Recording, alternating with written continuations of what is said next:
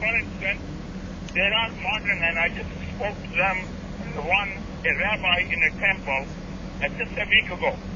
And I asked him this question. I say, Rabbi, I heard, and I don't want to say that, do you believe in the Day of Judgment? And he says, we are closest to Buddhists and the Hindus. We believe in God, that you could be incarnate into depending what you did in this life. I say, you mean you don't believe, you believe that you could be coming as a, he says, yes, if you are a good person, you might come as a lion, as a good horse, and if you're a bad person, you might come as a... In other words, he's not a person of the scripture. He's what you would call a Quran 929 guy. I mean, he'd be that... Whoever it is, that's not my job to figure out if that falls into this category or not. Allah is saying that the people of the book, those that who were given book, the Jews and the, of course, if you want to call Jews and the Christians, they should believe in Allah, they should believe in the Day of Judgment, they should believe in all the prophets, they should believe in all the angels, they should believe in all the books, because God is the only source of those things. And if they don't, I know, then you get it in Quran 929. But the thing is, though, let me read this. And it says that not the last day among the people who receive the book, they do not. Are you talking about 929, or which one you want me to read? You can read 929. You can read 929 if you want to. I'm pretty sure, though, I think you've explained that to me, that it's those are bad Christians and Jews who are people of the scripture, yeah, but they do not believe. They're not the people of the scripture that believe in Allah and the last day and stuff. That's why you fight them. If anyone, basically what you were talking about jizya, the tax, that's what I was asking to you. And you say the jizya tax is half or less than what a Muslim pays in zakat tax, correct? That's correct. I see. Okay, well, I've got another question for you. The question I have for you is that the book that the Quran talks about, that's not the Bible, correct? That's the scripture.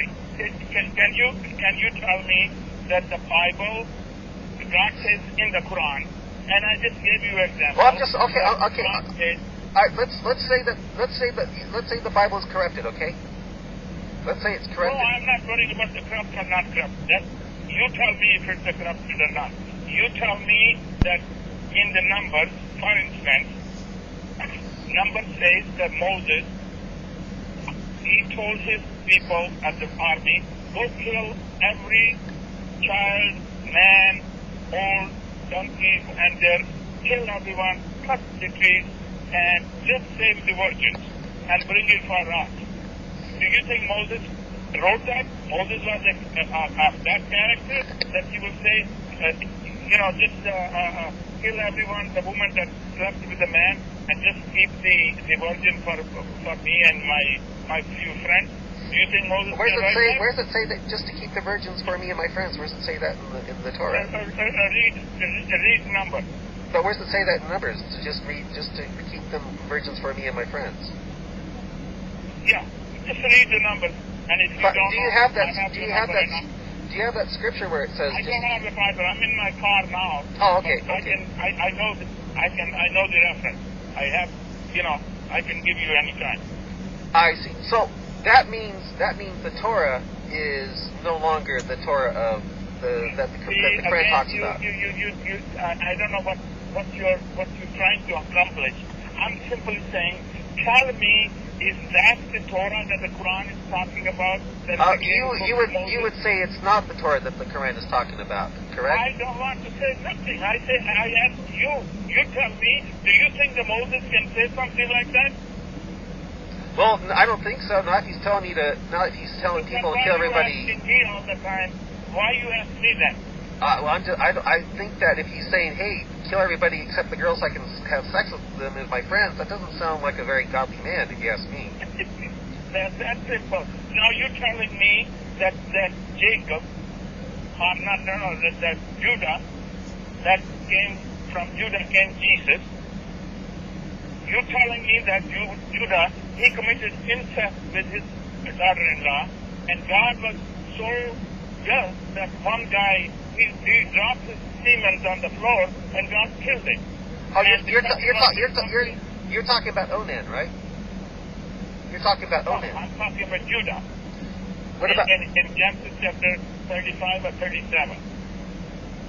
That's Onan. That's not Judah. Judah, my friend. I'm talking about Judah, who was the forefather of the Jews. Well, from what I understand is in the story, the guy died, and then God told Onan to marry or have sex with his sister-in-law, and his name was Onan, and he, instead of having a baby with her, he spilled the seed on the ground, and then God killed him. That God killed him. Then the father of Onan, called Judah, when he found out that he lost two sons, he says, this woman is really a man killer. So he says, why you don't just go to your father's house, and when my third son will grow up, I'll call you. And he conveniently tried to forget that. And then when Tamar was ready, she says, okay, the boy is ready, and I'm ready. Before that, when he refused, she acted like a harlot, and she knew that the Judah comes this way, so she sat in the way, and Judah says, can I have you see? Okay. And he says, no, what you will give me. And Judah says, I will give you, he didn't have a credit card, so he says, I'll give you a gold and this and a bracelet and this strap. And she asked for that as a proof. And then the same Judah, when he got caught, then she got pregnant, and he says, who's the father? And he says, this is the guy who gave me this piglet, and this that, and this, and this. And they thought he did the green card, or the driver license, and that was Judah. And what did God do to Judah? Nothing. Made him the forefather of Jesus and all the great prophets.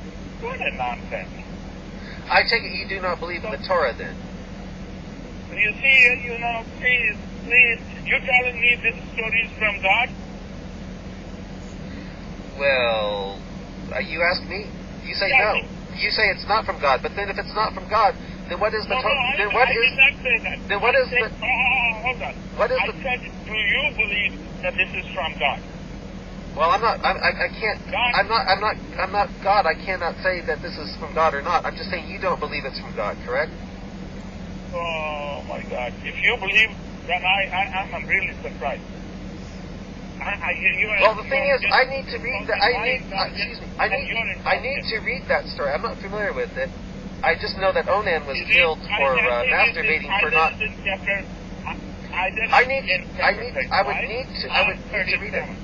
I would need to read it. But the thing is, though, I take it you believe that the Torah is corrupted, correct?